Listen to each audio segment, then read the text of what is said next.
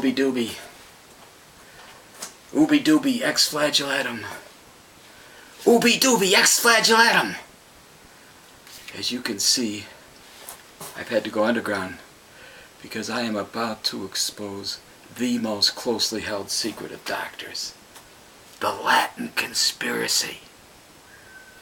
You probably have never heard of it before, but I'm in danger of having to turn in my stethoscope and my rubber glove. Actually, I use a different one each time, simply for having mentioned it. You are aware that many of the doctors that you see were born in foreign countries, and English is their second language. Guess what? English is not the first language of any doctors. Latin is our first language. Why is that? Well, there's two parts to the answer to that question. What Latin does to the patient, and what Latin does for the doctor. Today, the doctor. I'm going to let you hear something that no one outside of the medical fraternity has ever heard before.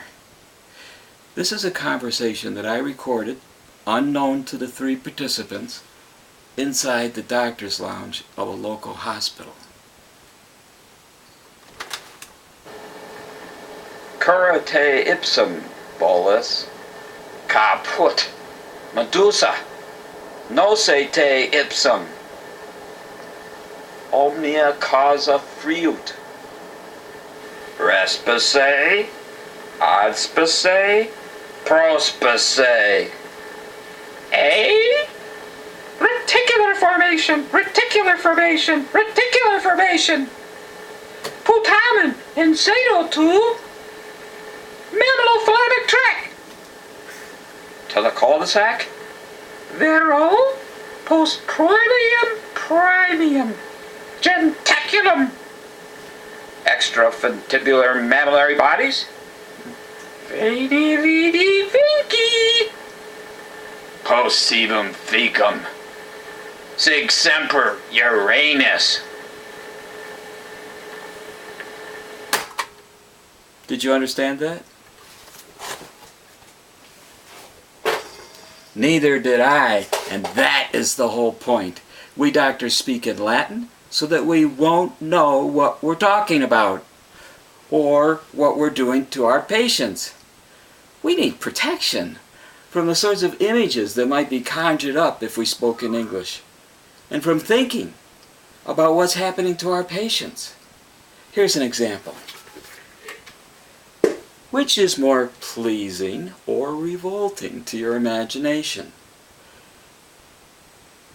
Granulation tissue, emesis, and Canada albicans, or pus, puke, and cheesy white slime?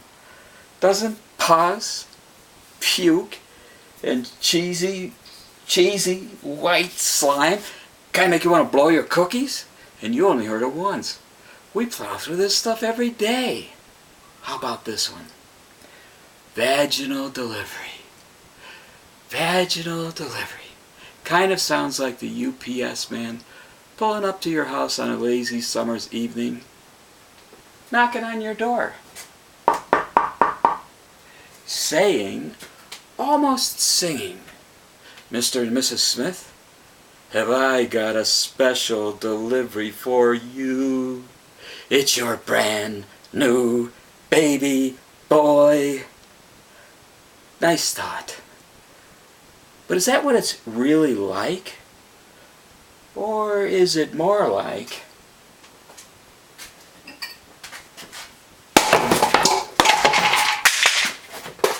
"Here's Johnny.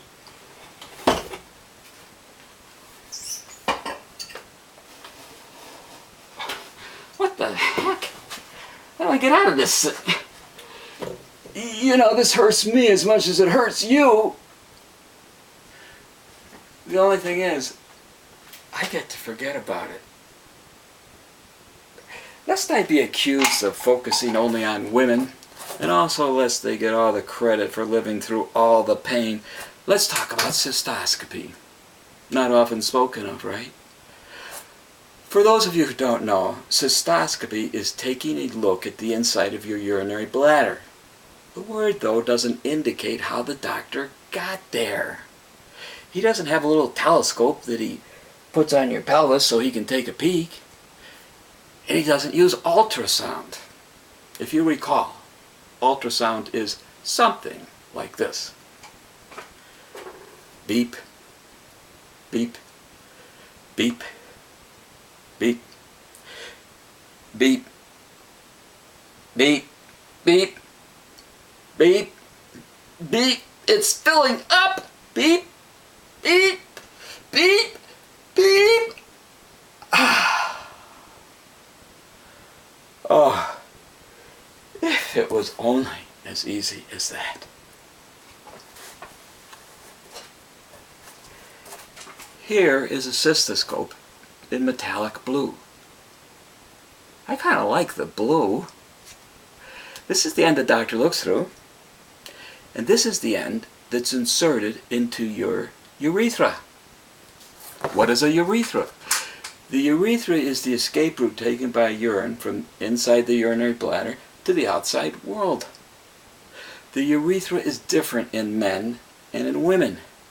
In women, the bladder is like a pool of water at the top of a waterfall. With just a little pressure, everything goes over the waterfall. In men, the urethra is like an underground sewer pipe that goes all the way through the penis. The amount of pain associated with inserting the cystoscope to take a look at the inside of the urinary bladder is directly proportional to the length of the journey and the amount of tissue which must be pierced by the instrument. Ladies, I don't care how underendowed your man is. He's got a longer urethra than you do. That's why I always have to wear these earplugs when I'm examining a man. I can't stand to hear the screaming. It makes me feel kind of guilty. As you can see, at this end, there's a bead, which is kind of like a sight. Although, I don't know why that's necessary, because you really can't miss the target. You might have to widen it a bit. As I was saying, the doctor now introduces the cystoscope to the urethra. Hello, puny urethra. Hello, giant blue gouging tool. Incidentally, I don't mean to imply that this procedure is as painful as a vaginal delivery. Yeah, okay, I forgot. We're not supposed to refer to a delivery as painful. It's a blessed event. Kind of like, for some people, circumcision. Yeah, it's a blessed event. Aren't you glad that one's in Latin?